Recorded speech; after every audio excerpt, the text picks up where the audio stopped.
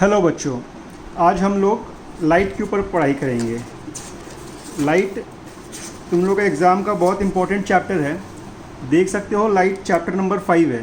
ठीक है, तुम लोग के बोर्ड्स एग्ज़ाम के 100 पेपर के मार्क्स में से लाइट का वेट 12 नंबर होगा। सब चैप्टर मिला के अगर 100 है तो लाइट का वेट 12% होगा। इसलिए ये बहुत इंपॉर्टेंट चैप्टर है और इस चैप्टर को अच्छे से समझ लोगे, सारे क्वेश्चन सॉल्व करोगे तो तुम्हारा 12 नंबर तो इसमें से पक्का आ जाएगा। ठीक है, तो light class chapter page number 33 में लाइट। तो लाइट क्या होता है? लाइट कोई वस्तु या ऑब्जेक्ट नहीं है, बल्कि लाइट वह चीज़ है जो उस वस्तु को दृश्यमान करती है। अब मानो तुम एक अंधेरे कमरे में जाते हो तो तुम्हें कुछ दिखाई नहीं देगा, पर जैसे ही तुम उस कमरे के लाइट को ऑन करोगे, स्विच ऑन करोगे, तो तुम्हारी सारी वस्तुएं दिखाई देने लगेंगी। तो किसी वस्तु पर लाइट पड़ती है, उसके परावर्तित किरण, रिफ्लेक्टेड रेज तुम्हारी आंखों तक आती है, तब तुम उस वस्तु को देख पाते हो। इसीलिए लाइट हमारे को सब चीज़ देखने में फैसिलिटेट करती है, देखने में मदद करती है, लेकिन लाइट को हम लोग खुद देख नहीं सकते। तो जैसे ये लाइन देखो, अंडरलाइन कर लो। कोई वस्तु उस पर पड़ने वाले प्रकाश को परावर्तित करती है। यह परावर्तित प्रकाश जब हमारी आंखों द्वारा ग्रहण किया जाता है तो हम वस्तु को देख पाते हैं। समझ में आया वस्तु कैसे देख पाते हैं? तो लाइट हमारे को वस्तुएं देखने में मदद करती है।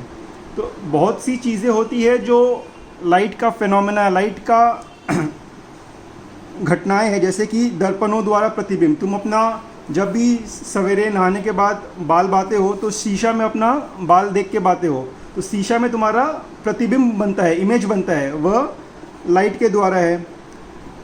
देखते हो रात में सितारे टिमटिमाते हैं, तारों का टिमटिमाना, जो स्टार्स ट्विंकल करते हैं, वह भी एक लाइट का फिनोमेना है।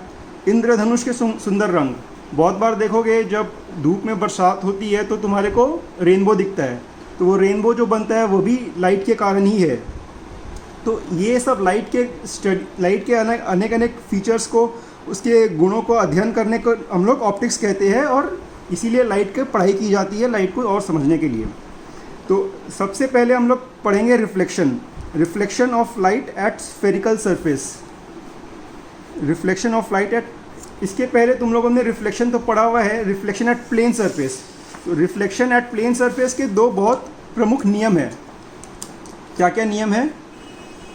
सबसे पहला नियम देखो, reflection of light at plane surface से क्या दिया हुआ है?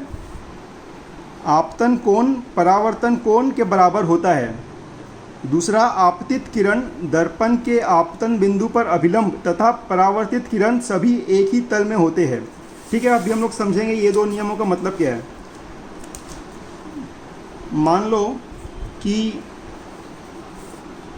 यह एक रिफ्लेक्टिंग सरफेस है, एक कांच है। ठीक है, ये पॉलिश किया हुआ है, यहाँ पे किरण पड़ने से रिफ्लेक्शन होता है। तो ये सपोज उस पर कुछ अगर इंसिडेंट रे, जो आपतन किरण जिसको बोलते हैं, आपतन किरण, इंसिडेंट रे, लाइट ऐसे गिरा इसके ऊपर, तो ये पॉइंट हो गया आपतन बिंदु। और इस पॉइंट पर अगर हम लोग नॉर्मल खींचते हैं तो आपतन बिंदु पर अभिलंब, ये जो नॉर्मल खींचा गया है इसको बोलते हैं आपतन बिंदु पर अभिलंब। और ये रिफ्लेक्शन होने के बाद ऐसे जाएगा। ये है समतल प्लेन दर्पण, जिसका जो पृष्ठ है ये समतल है, लेवल है, प्लेन है, इसलिए इसको प्लेन रिफ्लेक्टिंग सरफेस बोलते हैं या समतल दर्पण बोलते हैं। ये आपतन किरण, परावर्तित किरण, ये आपतन बिंदु पर अभिलंब। तो पहला नियम क्या है? आपतन कोण और परावर्तित कोण बराबर होता है। आपतन कोण क्या है?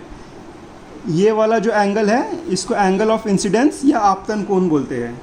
और दूसरा ये वाला परावर्तित कोण क्या है? ये वाला एंगल जो अभिलंब और परावर्तित किरण के बीच में बनता है, इसको परावर्तित कोण बोलते हैं, एंगल ऑफ रिफ्लेक्शन। तो पहला नियम क्या है? ये वाला एंगल और ये वाला एंगल बराबर होगा, आपतन कोण और परावर्तित कोण बराबर होगा। और दूसरा क्या है?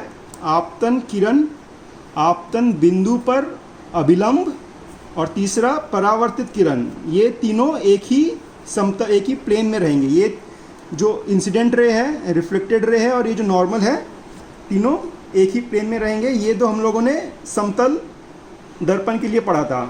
अभी इस चैप्टर में हम लोग स्फेरिकल सरफेस अर्थात गोलीय दर्पण के बारे में पढ़ेंगे।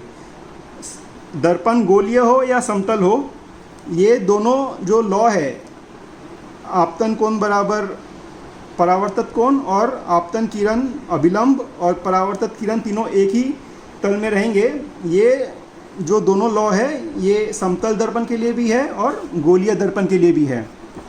ठीक है, तो अभी आते हैं नेक्स्ट।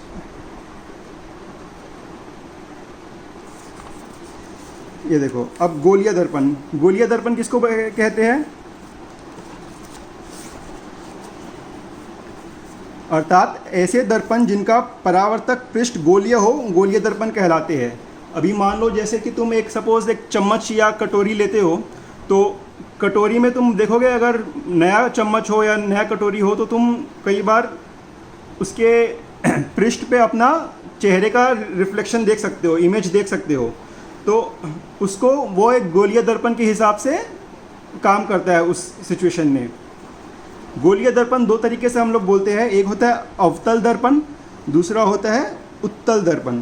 अवतल दर्पण अर्थात कॉन्केव मिरर, वह गोलीय दर्पण जिसका परावर्तित पृष्ठ अंदर की ओर अर्थात गोले के केंद्र की ओर वक्रित हो। मतलब जैसे अभी ये वाला देख रहे हो, ये इसका जो रिफ्लेक्टिंग सरफेस है, ये तो जहाँ पे ये लाइन खींचा हुआ है मतलब ये पॉलिश किया हुआ सरफेस है, यहाँ से रिफ्लेक्शन नहीं होगा। जो पॉलिश किया हुआ नहीं है वहाँ से रिफ्लेक्शन होगा। तो ये वाला जो सरफेस है वो अंदर की तरफ है, इसीलिए इसको अवतल दर्पण अर्थात कॉन्केव मिरर बोलते हैं। चम्मच के केस में अगर जहाँ पे चम्मच में खाना रखते हैं या कोई पानी रखते हैं या कुछ तो वो वाले जगह अंदर की तरफ झुका हुआ रहता है, मुड़ा हुआ रहता है, इसलिए उसको अवतल दर्पण कहेंगे। और उल्टे तरफ को हम लोग उत्तल दर्पण कहेंगे, कन्वेक्स मिरर। गोलीय दर्पण जिसका परावर्तक पृष्ठ बाहर की ओर वक्रित हो, उत्तल। अभी अगर इसके बदले इसको देखो, इसमें अंदर वाले को हम लोग पॉलिश कर दिए है और बाहर की तरफ से रिफ्लेक्शन हो रहा है, तो उसको कन्वेक्स मिरर अर्थात उत्तल दर्पण कहेंगे। ठीक है, अब ये दर्पणों के सारे चीज़ जो पॉइंट्स हम लोग याद करेंगे। सबसे पहला वक्रता केंद्र। अभी फर्ज करो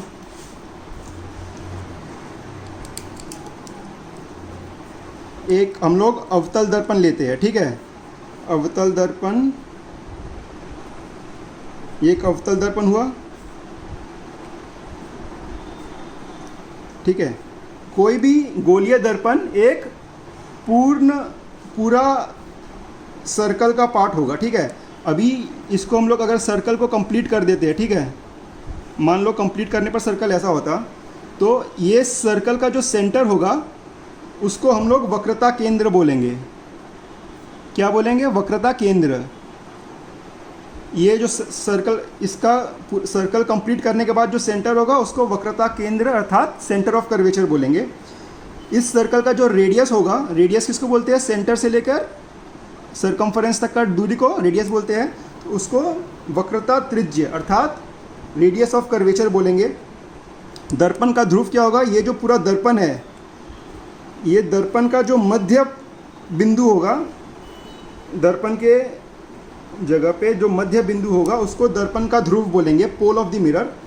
और जो पोल ऑफ द मिरर और सेंटर ऑफ कर्वेचर, ध्रुव और केंद्र को जोड़ता हुआ जो लाइन जाएगा, इसको प्रिंसिपल एक्सिस अर्थात मुख्य अक्ष बोलेंगे। ठीक है, समझ में आ गया ये सारे चीज़? ये हो गया प्रिंसिपल एक्सिस अर्थात मुख्य अक्ष, ये हो गया centre of curvature, centre of curvature, centre of curvature अर्थात वक्रता केंद्र। ये जो दूरी हो गया ये radius of curvature, radius of curvature वक्रता त्रिज्य। ये मिडल पॉइंट हो गया पोल अर्थात ध्रुव of the pole of the mirror, ध्रुव दर्पण का ध्रुव। ठीक है, ये चार चीज़ अपने को याद रखना है। Centre of curvature, principal axis, pole और ये रेडियस ऑफ कर्वेचर, वक्रता त्रिज्य। अभी ये देखो यहाँ पे एक चीज़ समझाया हुआ है दोनों के केस में, अवतल दर्पण और उत्तल दर्पण। जो सर्कल कंप्लीट होगा उसका जो सेंटर है उसको वक्रता केंद्र बोलेंगे, सर्कल का रेडियस को बोलेंगे वक्रता त्रिज्य, इसके मध्य बिंदु को, इस तरफ का इसका मध्य बिंदु को ध्रुव बोलेंगे, और मध्य बिंदु और केंद्र को जोड़ता हुआ लाइन अगर जाएगा तो उसको मुख्य अक्ष बोलेंगे। अभी अभिलंब क्या होता है ये समझना पड़ेगा। जो अभिलंब बोल रहे हैं हम लोग, जिसमें परावर्तित कोण और आपतन कोण मापते हैं, अभिलंब क्या होता है। अभी जैसे अगर ये जो सर्कल बनाए हैं, मान लो एक दर्पण है ये, ठीक है, ये दर्पण बना,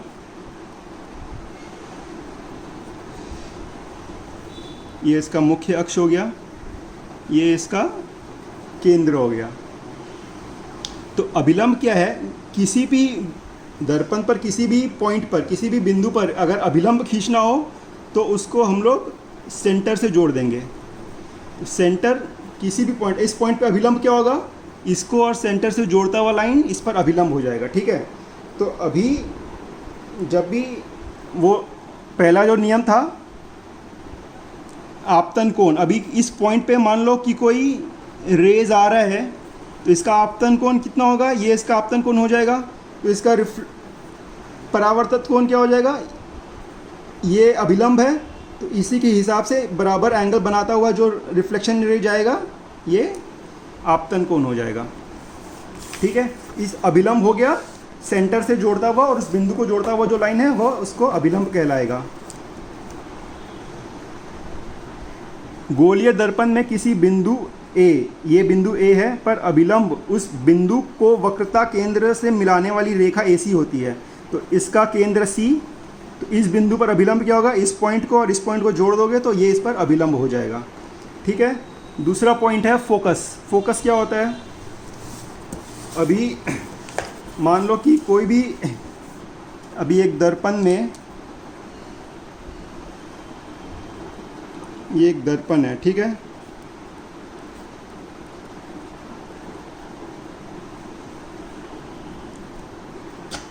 ये दर्पण में अगर मुख्य अक्ष के पैरेलल रेज आती है, ठीक है, तो वो सारे रिफ्लेक्शन के बाद एक ही जगह पर मिलेगी, ठीक है। कितने भी रेज हो वो सब एक ही जगह पर मिलेगी। तो जिस पॉइंट पे मिलेगी, जिस बिंदु पे मिलेगी, उसको प्रिंसिपल फोकस कहते हैं, फोकस, ठीक है। अभी यहाँ पे देखो, गोलीय दर्पण के मुख्य अक्ष के समानांतर, मतलब पैरेलल, प्रकाश के आपतित किरण परावर्तन के पश्चात मुख्य अक्ष पर जिस बिंदु पर जाकर मिलती है, उस बिंदु को दर्पण का फोकस कहते हैं। अभी ये चित्र देखो, इतने सारी आपतन किरण है मुख्य अक्ष के समानांतर पैरेलल जाके दर्पण पर आपतित होती है, और परावर्तन होने के बाद ये सब एक बिंदु पे मुख्य अक्ष पे मिलती है। तो इस पॉइंट को फोकस बोलते हैं। वैसे ही अगर इसको देखोगे उत्तल दर्पण को, तो सारे पैरेलल रेज रिफ्लेक्शन के बाद तो ऐसे अलग अलग हो रहे हैं, तो तुम लोग देखोगे पीछे, दर्पण के पीछे एक पॉइंट से आते हुए प्रतीत होंगे, मतलब एक्चुअली नहीं आ रहे हैं पर तुम्हारे को एक पॉइंट से आते हुए प्रतीत होंगे, तो इस पॉइंट को फोकस बोलते हैं। ये अवतल दर्पण में मिरर के, दर्पण के पहले होता है, आगे होता है, और उत्तल दर्पण में दर्पण के पीछे होता है। यहाँ पर तुम देखोगे सारे परावर्तित किरण वाकई में एक्चुअल में मिल रहे हैं यहाँ पे, और उत्तल दर्पण में परावर्तित किरण जो है ऐसा प्रतीत होंगे कि इस पॉइंट से आ रहे हैं सब मिलने के बाद, ठीक है। तो इसीलिए इसको वर्चुअल बोलते हैं, इसको रियल फोकस बोलते हैं। वास्तविक, यह वास्तविक है और यह आभासी है। ऐसा आभास हो रहा है कि यहाँ से आ रहे हैं, पर ऐसा नहीं हो रहा है, लेकिन हम लोग धोखा खा के आभास करते हैं उसको ऐसा, ठीक है। इसीलिए इसको वर्चुअल कहा जाता है। और इसीलिए इस अवतल दर्पण को कन्वर्जिंग मिरर, अभिसारी दर्पण भी कहा जाता है, और उत्तल दर्पण को डाइवर्जिंग मिरर भी कहा जाता है। ठीक है, आगे की चीज़ें नेक्स्ट लेक्चर में।